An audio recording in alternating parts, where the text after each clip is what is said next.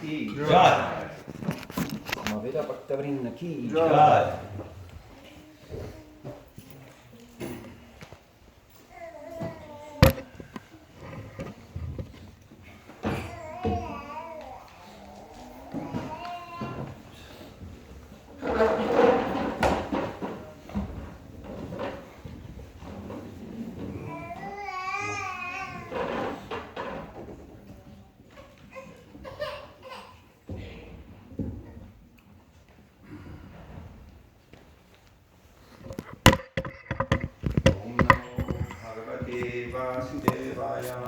Om Namo Bhagavate Vasudevaya.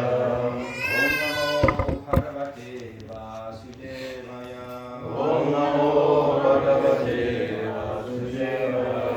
Om Namo Bhagavate Vasudevaya. Om Namo Bhagavate Vasudevaya. So today we're reading anglais, c'est ça toujours? Qui ne comprend pas l'anglais? Une personne? 3? No, we understand English. So, quelle langue? English? Yeah. So, one Mataji can translate for the English? Yeah? Okay. Thank you. Maybe you can take a book also, because tu peux prendre un livre aussi parce qu'il y a beaucoup de versets là ce matin. Ça sera plus facile de lire. Si tu as un 8e chant en français. Oui. Donc on va lire plusieurs versets ce matin. Et we're going to read few verses this morning. I beg the devotees. Long time I've not given a class, so please help me. Okay. So, text 16, we're reading on the board. Canto 8, chapter 24, Matsya, the Lord's fish incarnation. Text 16. Tasya dhinataram vakyam Tasya dhinataram vakyam ashutya samahi patihi ashritya samahipati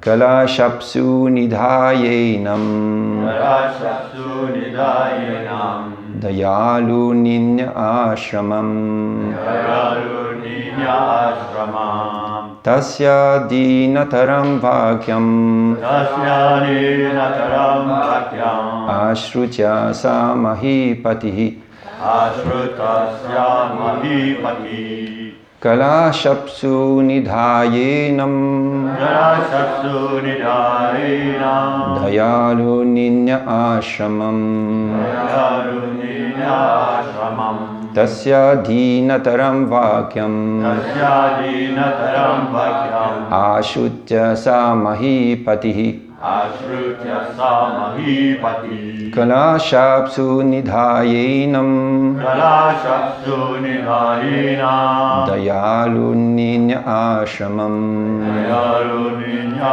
ashramam Please.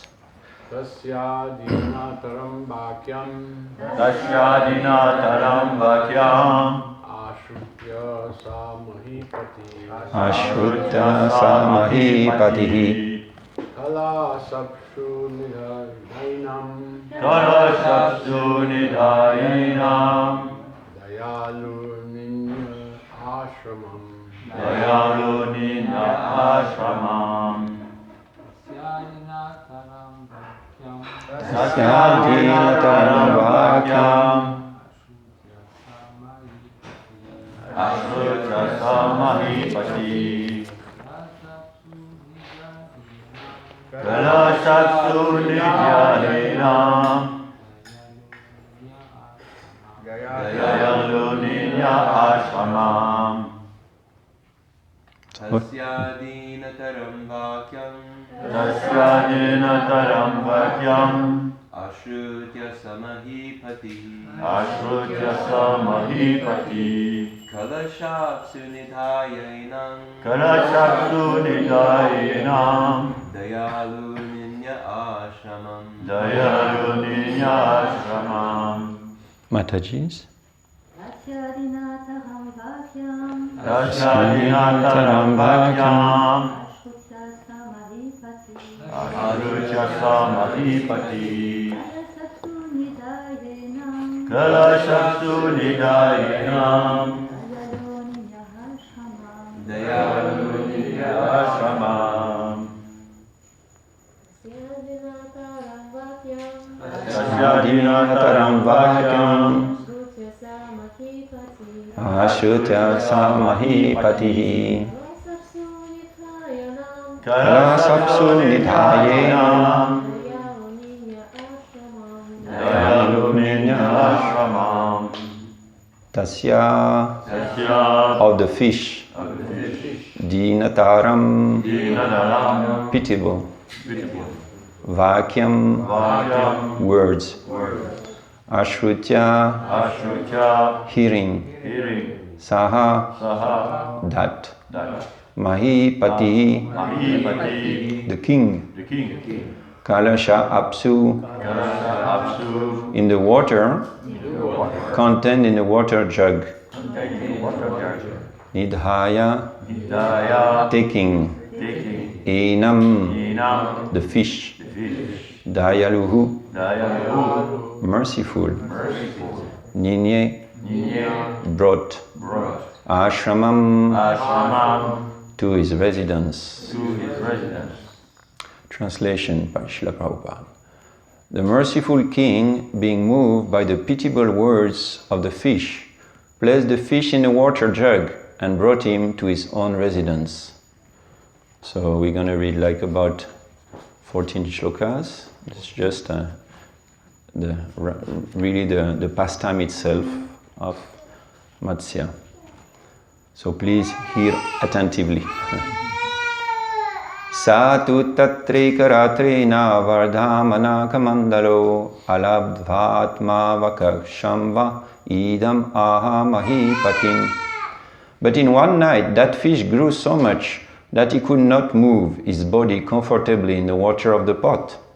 He then spoke to the king as follows: Naham kamandalas pasmin kritsam vastumi hotsahe kalpayoka suvikpukam yatrahan nivase sukham. Oh my dear king, I do not like living in this water pot with such great difficulty. Therefore, please find some better reservoir of water where I can live comfortably. Sainam tata adaya nyadat odan chanodake tatra kshipta muhurtena astatrayam avardata.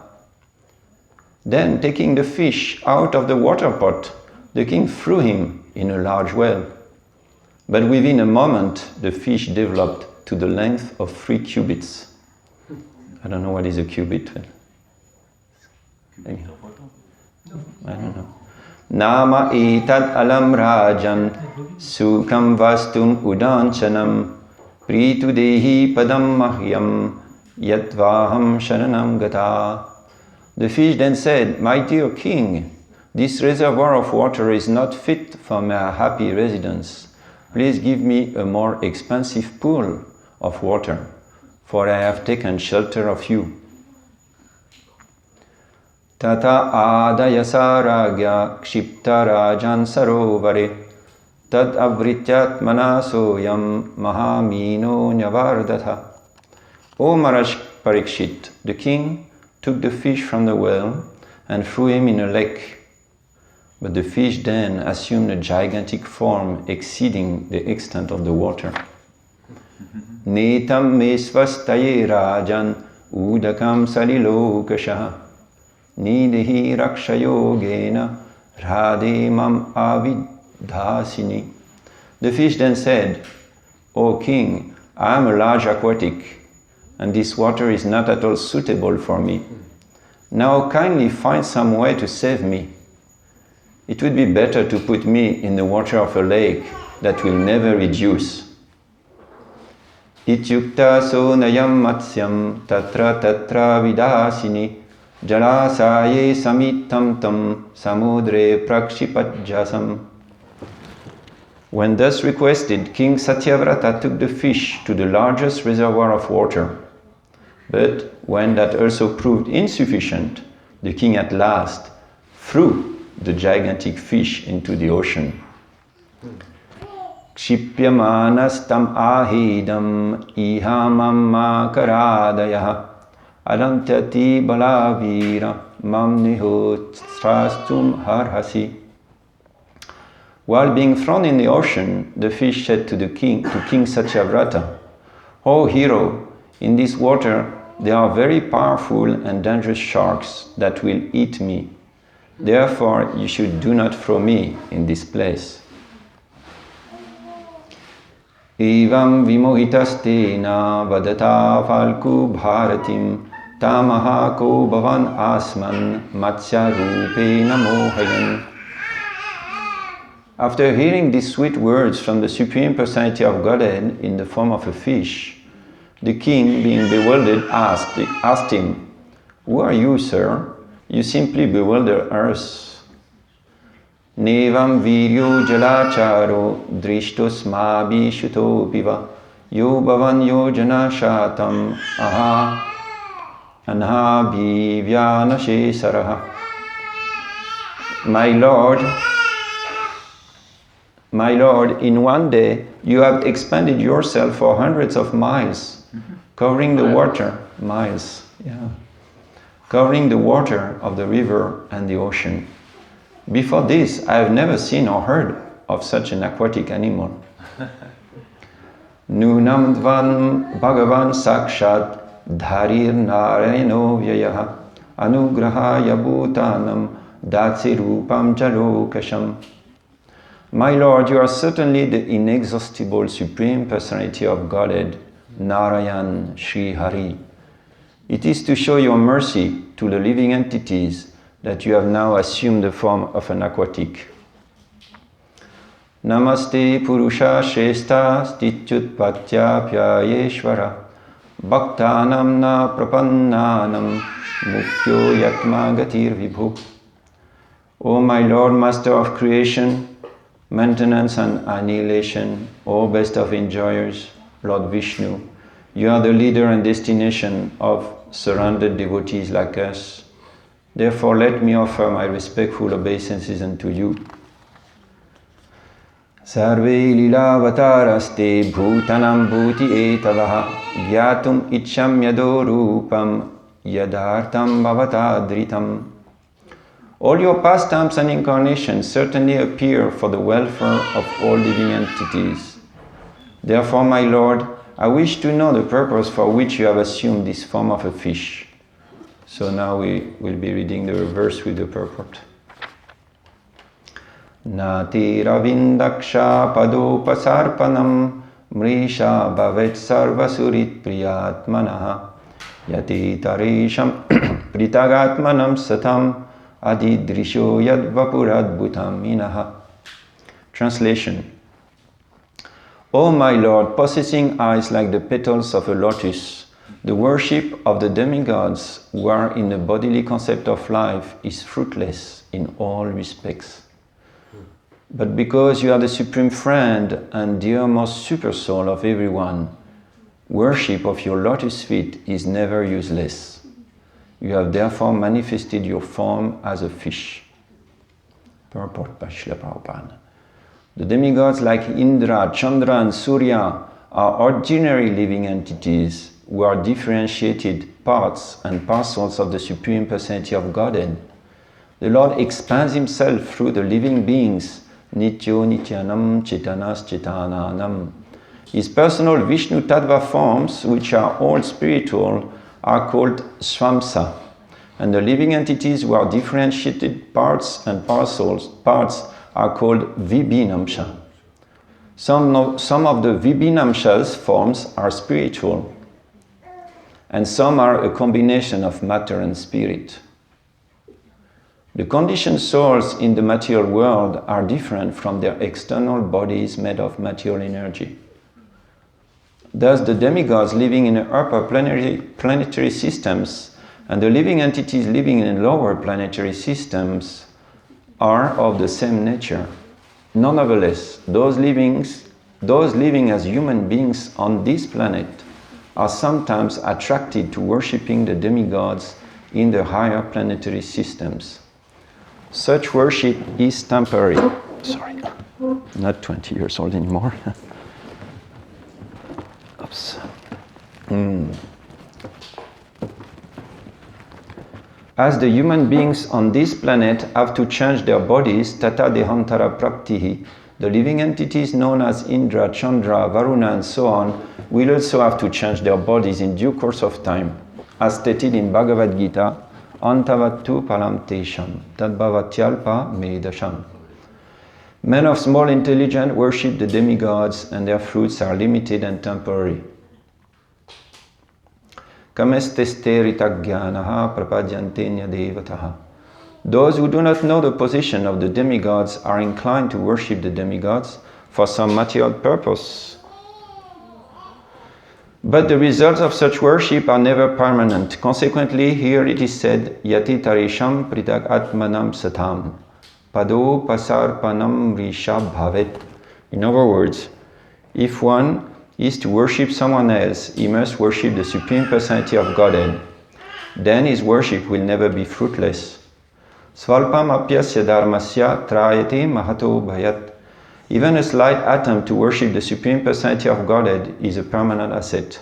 Therefore, as recommended in Srimad Bhagavatam, tyaktva swadharmam charanam bhuja harihe, one should take to the worship of the lotus feet of Hari, even if this means giving up the so-called occupational duty assigned because of the particular body one has accepted.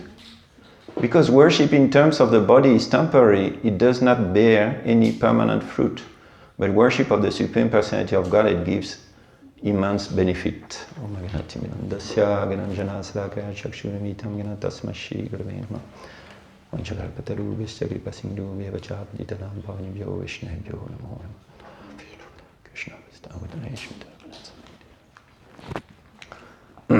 So we'll try to say a few words. Like I was inspired by yesterday's class by Ratinanand Prabhu, so he quoted Vishwanath Chakravarti Thakur.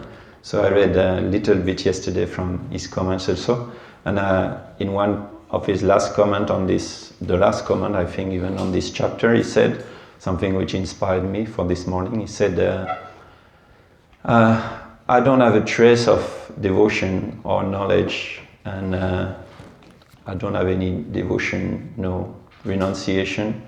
So I'm not going to try to comment on this chapter, but I'm going just to try to make a net to catch my intelligence, which is always quivering in the world of samsara. So this is what we're trying to do, is make a net. This is appropriate, I think, in this chapter. Make a net with which to stabilize our intelligence and nourish our intelligence through this Divya Gyan. So here Srila Prabhupada starts his purport by one of his quite dear subject, worship of the demigods.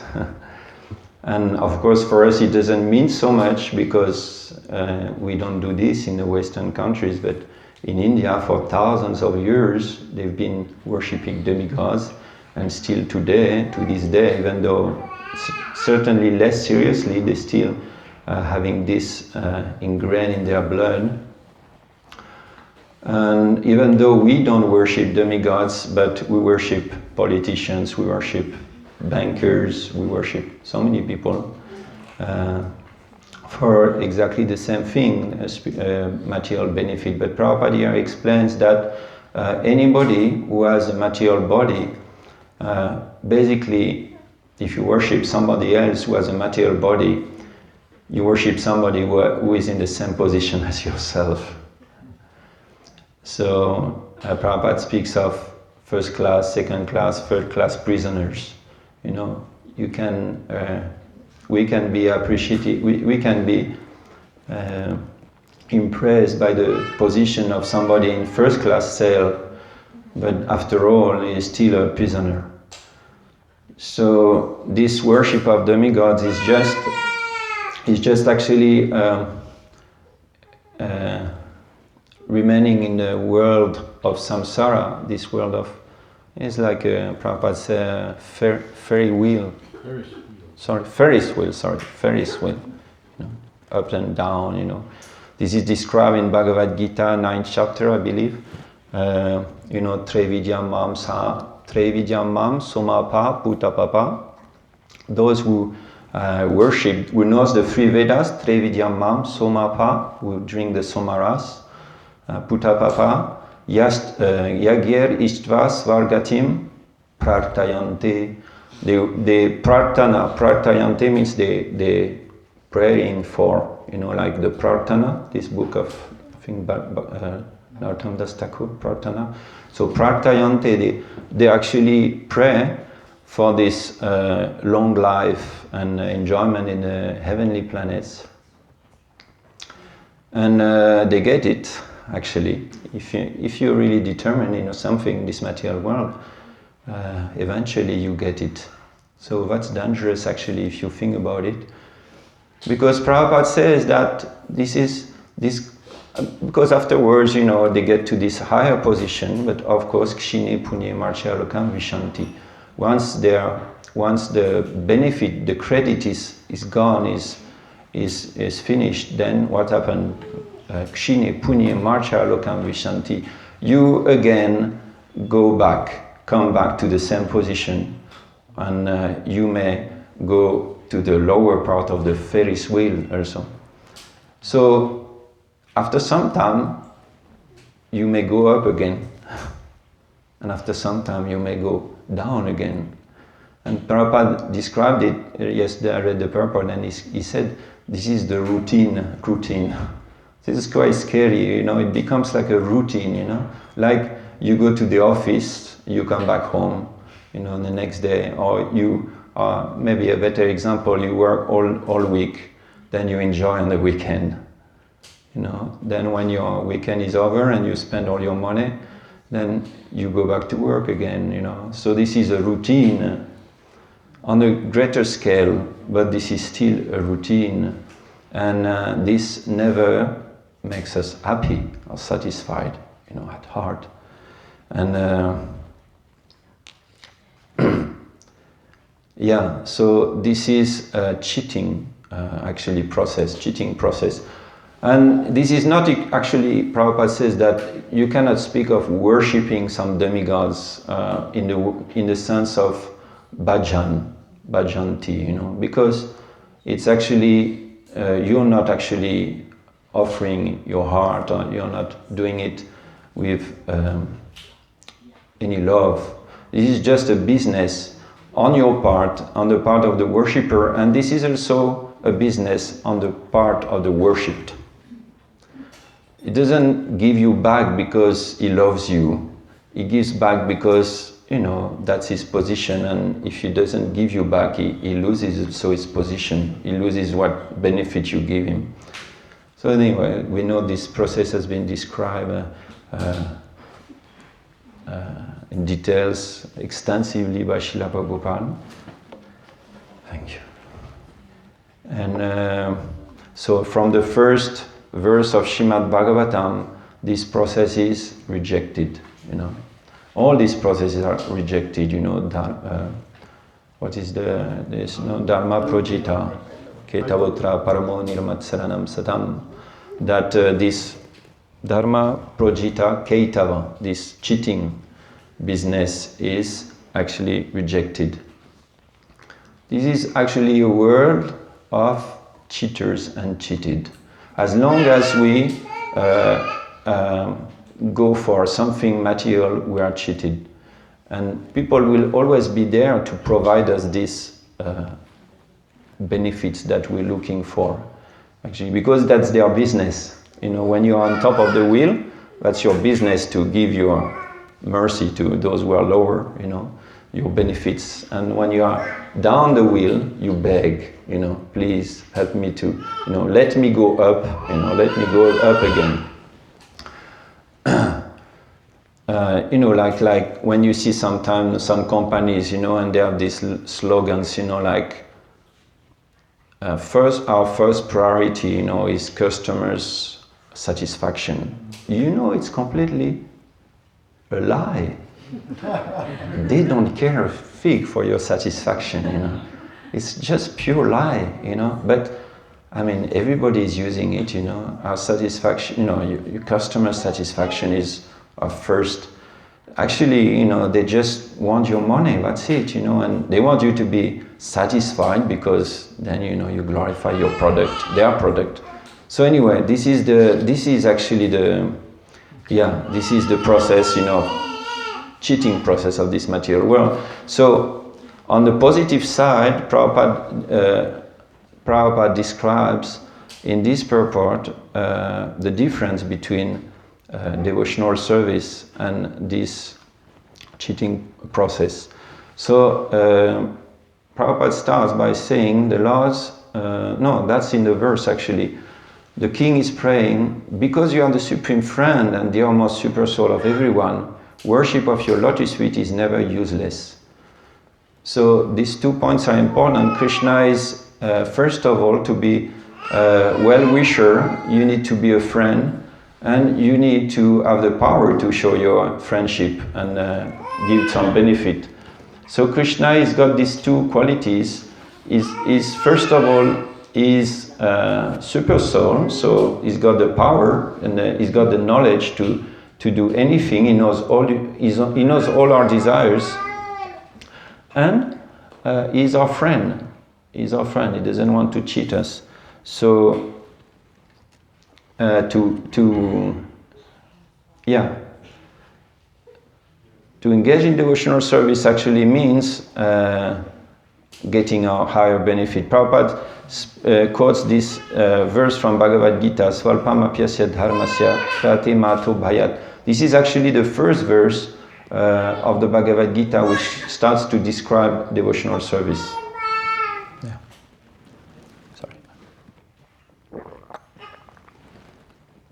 In the first or second chapter, Krishna has been describing, the knowledge of the soul, the difference between the body and the soul, and different processes. Then he started to describe Buddhi Yoga. And he calls this Salpam Apyasa Dharmasya Trate Mahato Bhayat. That even a small quantity of devotional service can free you from the greatest danger. Trate Mahato Bhayat. What is the greatest danger? Prabhupada explains this. To go back in this samsara and to lose the human form of life. And again, having to go up again to the human form of life, to be able again to inquire about spiritual life.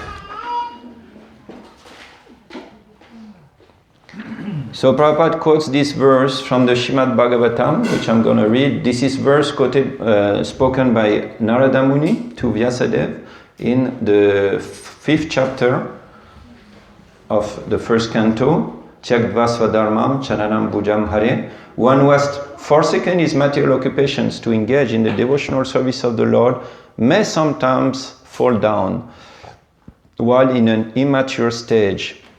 Yet there is no danger of his being unsuccessful.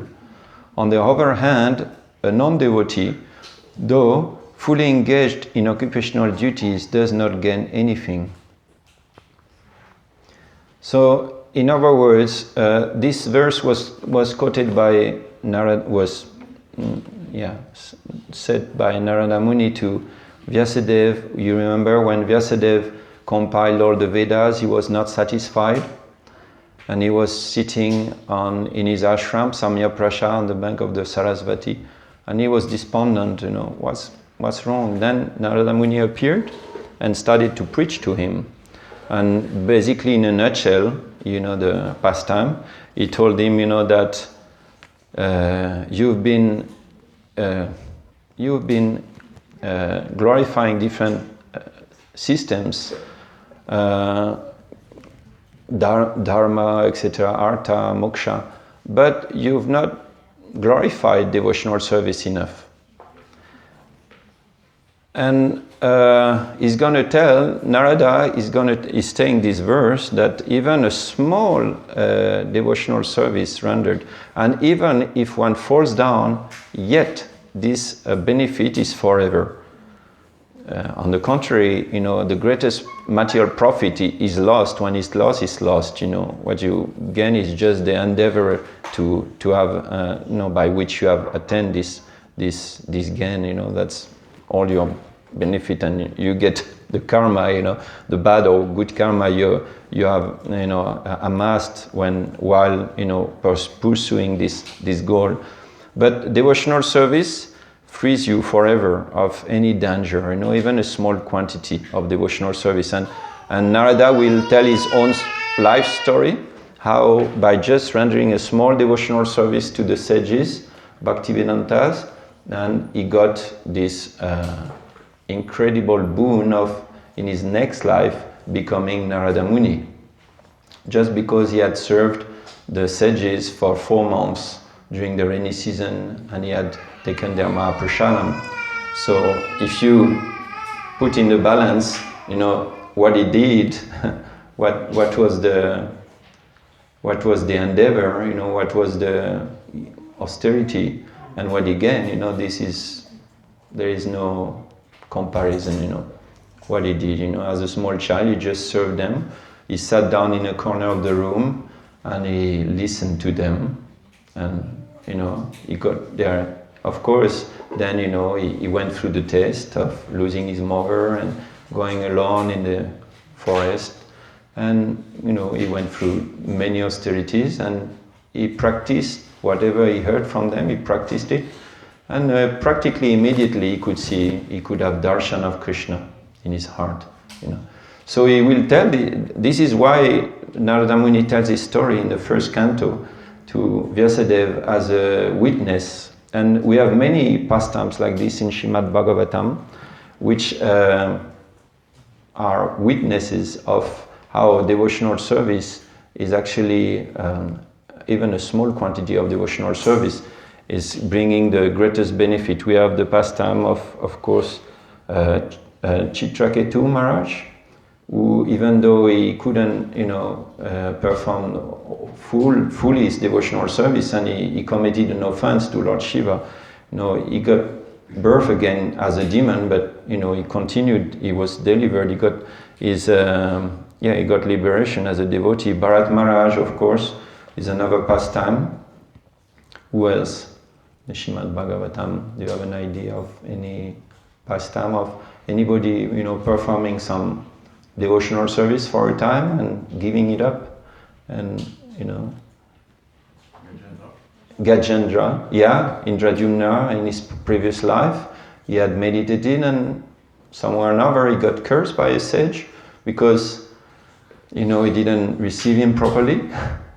So, the sage, you're in tamas, get a body of an elephant, But, he got a body of an elephant who could remember his prayers, from the previous life, and suddenly, and in the purport, Prabhupada says that's why we should recite a verse, we should be attached to a specific verse, and we might remember it later on, I mean, Maha Mantra, of course, is the greatest, but sometimes, even Namaham Vishnu Padaya, or any verse we recite, Anybody else in the Srimad Bhagavatam? Ajamil, he didn't remember a verse, but he remembered a word, Narayana, and that saved him from great fear or so, And, you can imagine seeing the Yamadutas.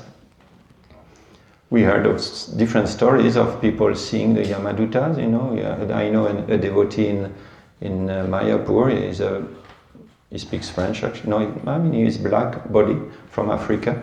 And he tells how before knowing the devotees, he was taking drugs, and one day he took too many drugs. He was brought to the hospital, and he was almost gonna die because of this overdose. He was lying in a bed. Suddenly he heard some noise of chains and dogs barking, he told the story, you know, and he said, you know, suddenly he got so scared when he saw what he saw that he got up from the bed even though he was half dead. He ran from his room, he ran in the hospital, and he fled, you know, in fear, you know. And then sometime later, he was walking in the street, you know, and he saw a book table with a Mataji, you know, and he picked up a book which was on the table, and he turned the book over. It was the 6th canto, and he saw, you know, the picture with Ajamil, and he turned white, even though it was black, you know, he turned white. And he said, "What is this? You know, can you tell me about this?" You know, and he became a devotee, you know. So there is many things like this that, not many things. Everything we hear in the Srimad Bhagavatam is actually true. And one day, you know, even these pastimes, like incredible pastime of Matsya Avatar, you know, the fish incarnation, you know, like we were hearing yesterday, I don't know, 12 million kilometers long, you know, fish, golden. And I found it quite, if you think about it, you can find it's Krishna has a sense of humor because it takes the form of a fish, which is basically even lower in species than aquatic, the plants, you know. Jalaja Navalakshani, Stavaram Laksha Vimshati, etc. So Jalajam Navalakshani is the first quoted in the evolution, you know, there's Jalaja Navalakshani, 900,000 species of fishes in aquatics. And then Stavaram Laksha Vimshati, Stavaram immobile, you know, the plants, Laksham Vimshati, 2 million. So first the aquatics. So it's the most tamasic species. But from this species, he speaks the highest knowledge. He takes the body of a most tamasic living entity, but he in this specific, what is his pastime in this specific incarnation? To speak the highest knowledge.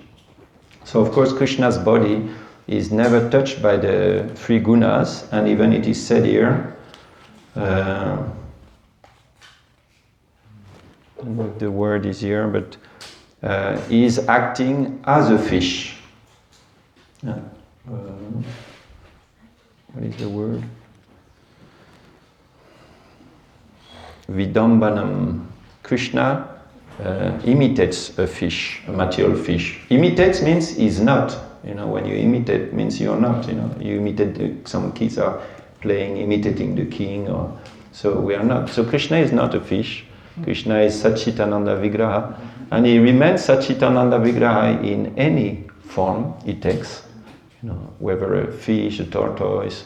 I know there's also a passage I read a long time ago, but I don't remember in details. But I think Srila Bhaktisiddhanta Saraswati Thakur, he speaks to British, you know, German scholar, you know, and he starts to describe the 10 avatars, you know, and as you know, the evolutionary process, you know, that's a very complicated description, you know, how the Lord first incarnates, you know, as the lower species, you know, like, and then, you know, goes to the higher forms like this. So, so we should actually hear again and again and again this description. And I was reading yesterday that, you know, when Vyasadeva was unsatisfied, he told, you know, Vijayanath Chakravarti Thakur usually makes the people speak, you know, in the characters, you know, from the verse. He makes them, in his commentaries, he makes them speak, you know, together. He's got this power to, you know, to expand their dialogues. And this, you know, like when Vyasadeva was not satisfied, you know, and Narada Muni told him, because you didn't glorify enough the Lord, and he could argue, you know, that, but I have, you know, I've written Mahabharata, you know, and which, you know, Mahabharata, you know, speaks of Krishna, Arjuna, you got the Bhagavad Gita, but still it's not enough description of Krishna, not enough direct description of Krishna. And then he makes the point that not only it has to be more direct, but you have to do it repeatedly. I mean, and we say repeatedly, you know, constantly, repeatedly, and, you know, only this can satisfy the mind. So that's why, we are doing it repeatedly every day, and more hopefully than just during the class in the morning, repeatedly hearing, listening, and yesterday I had to go a little bit through the books, because you have to prepare, although I'm not really prepared, but it's good because when you read, then you start to try to see the thing from different angles of vision, and you feel really nourished, and you feel that if you could do this every day, if you could do this every day, there is an unlimited material to do this, unlimited books, unlimited, commentaries we can read from. It's already late, sorry. So I took so many notes, but as usual, I cannot read my notes, I'm speaking.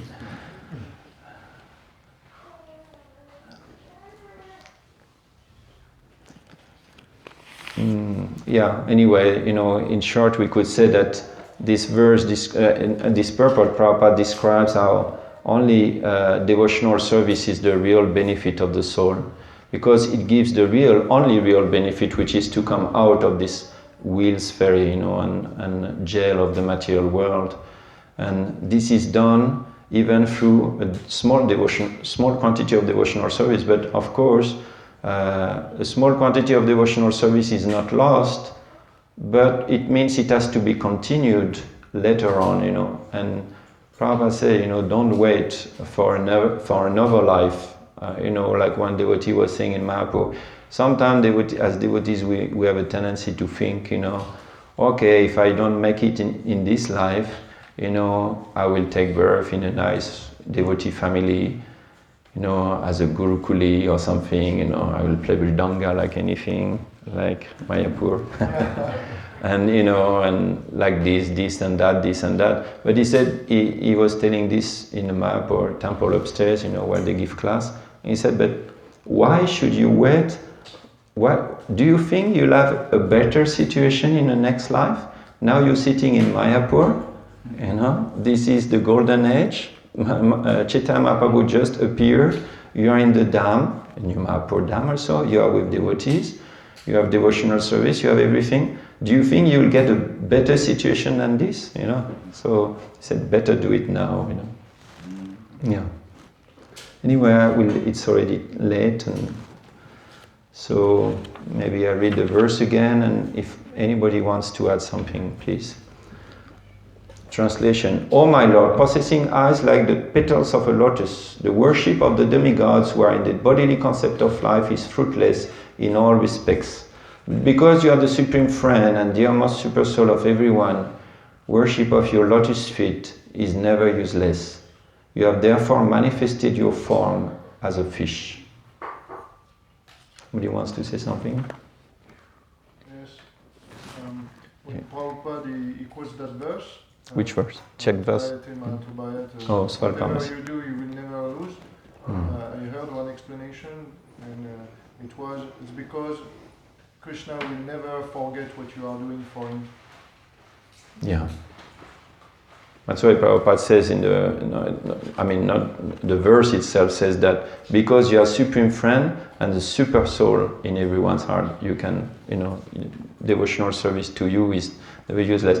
Yes, because it's, as Krishna has a completely spiritual body, the devotional service, the devotee is spiritual, devotional service is spiritual, the Lord is spiritual, everything is on the spiritual platform. Even though it's mixed, like the sweet rice, maybe mixed with, grains of sand, but the devotional service is actually Aitukiya Pratyata. And it's just like Krishna is above the three gunas, devotional service is also above three gunas. So, devotional service is, as Krishna's body is never touched by material nature, devotional service is not touched by material nature. So whatever you do is avyaya. Avyaya means indestructible. It cannot be destructed, And we see this sometimes. I see this, and then when you have not seen devotees for a long time, you know, and you see them years after, you know, even though they want, you know, they may have drifted, you know, and gone to the material, you know, life again, and or even if they are, you know, in good situation, when you see them again, it's like you've seen them yesterday, and you don't even bother what they did, you know, in between, you know. What, you know, it's like, you know, they can take up their devotional service from the moment they come back, you know, they can take it up again, and from the same point, you know, and it doesn't really matter whether they are successful, you know. When you meet a devotee, you don't, you know, who you've not seen for a long time, you can inquire from him, you know, what are you doing in life, blah, blah, blah. But, you know, really what matters is, you know, your spiritual position, and this is like, the time doesn't exist, you know, like between this, you start again, you know, from the same point. Yeah, it's never diminished. Any other point? Srila Prabhupada ki jai. Grantara Srimad Bhagavatam ki jai. Thank you, Prabhu. Haribol. Haribol. Jai.